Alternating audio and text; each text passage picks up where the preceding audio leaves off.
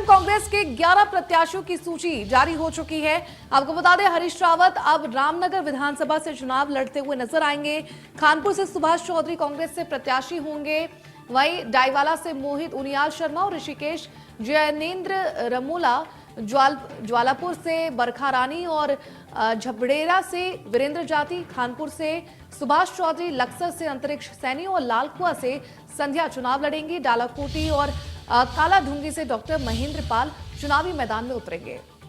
बड़ी खबर हम आपको दिखा रहे हैं, उत्तराखंड कांग्रेस ने जारी किए हैं प्रत्याशियों के नाम। आपको बता दें कि 11 प्रत्याशियों के नाम उत्तराखंड ने जारी किए हैं और वो सूची हम आपको आपकी टीवी स्क्रीन पर दिखा रहे हैं। हरीश रावत रामनगर विधानसभा से चुनाव लड़ते हुए नजर आएंगे। बड़ी खबर हम आपको दिखा रहे हैं किस तरह से उत्तराखंड में प्रत्याशियों के नाम घोषित कर दिए गए हैं। ज्वालापुर से बरखा रानी चुनाव लड़ती हुई नजर आएंगी, तो वहीं लैंसडाउन से अनुकृत गुस्साई को टिकट दिया गया है। खानपुर से सुभाष चौधरी मैदान में उतरेंगे, वहीं लक्सर से अंतरिक्ष सिंह मैदान में उतरेंगे।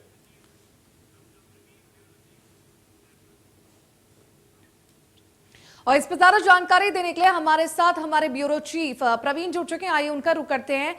प्रवीण, हरीश रावत रामनगर विधानसभा से चुनाव लड़ेंगे, उनके नाम पर अब मंथन हो चुका है, क्या कुछ जानकारी है चुनावों से जुड़ी?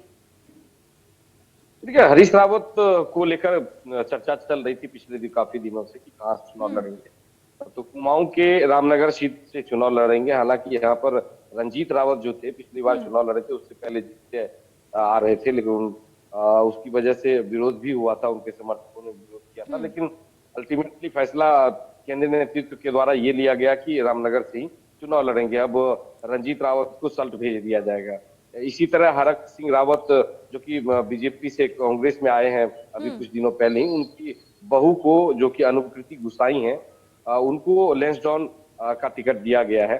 तो काफी कहा जाए तो ये जो 11 लोगों की सूची है, इसके बाद भी तकरीबन 6 लोगों की सूची अभी बच जाती, तीसरी लिस्ट भी जारी होगी। लेकिन लगभग जो आप कह सकते हैं कि पूरी तरह से तैयार है कांग्रेस, और पूरी तरीके से तैयारी के साथ जमीन पे उतर रही है। कल यहाँ पर भूपेश बघेल भी आए थे, जो छत्तीसगढ़ के मुख्यमंत्री हैं, वो भी आए थे। उन्होंने यहाँ पे जो कैंपेन सॉन्ग है उनको लॉन्च किया, किस तरह से वादे रहेंगे उन पर बात भी की उन्होंने।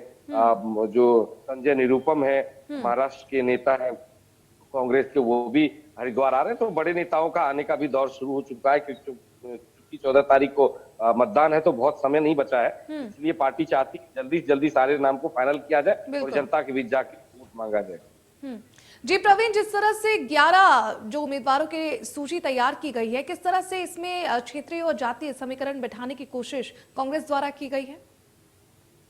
देखिए, कुछ नए चेहरे को भी लाया गया है, जैसे डोईवाला से नए चेहरे को लाया गया है। यहाँ से पूर्व मुख्यमंत्री बीजेपी से जो त्रिवेंद्र सिंह रावत चुनाव लड़ते रहे, हालांकि वो इस बार चुनाव नहीं लड़ रहे हैं, ऐसी खबर आ रही है, और उन्होंने पत्र भी लिखा था। वहां से कुछ नए चेहरे को लाया गया है, कुछ पुराने चेहरे को लाया गया है, कुछ एक आप कह सकते हैं कि इस बार प्रयोग भी किया गया है।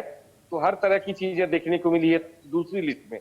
पहली लिस्ट तो तकरीबन वही थी जिसको उम्मीद थी कि कौन कहां से आगे बढ़ रहे हैं, उन्हीं को दी गई। लेकिन कांग्रेस के नेताओं का ये मानना है कि सर्वे के आधार पर टिकट दिया गया होगा, और तमाम चीजों को देखने के बाद भी नहीं टिकट दिया गया होगा। जी प्रवीण, साथ ही जिस तरह से उत्तर प्रदेश में चुनाव हो रहे, तो कांग्रेस अपना ये मोटो लेके चल रही है, लड़की हूं लड़ सकती हूं। क्या उत्तराखंड में भी ऐसा कुछ देखा जा सकता है?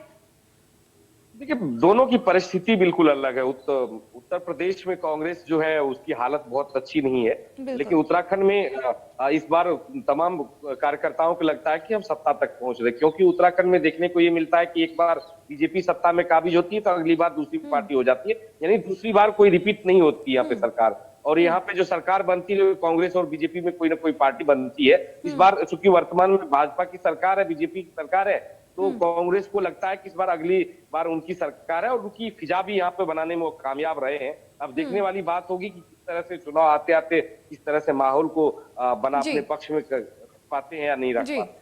जी प्रवीण, इस पर तमाम जानकारी देने के लिए, हमारे साथ जुड़ने के लिए आपका बहुत बहुत शुक्रिया।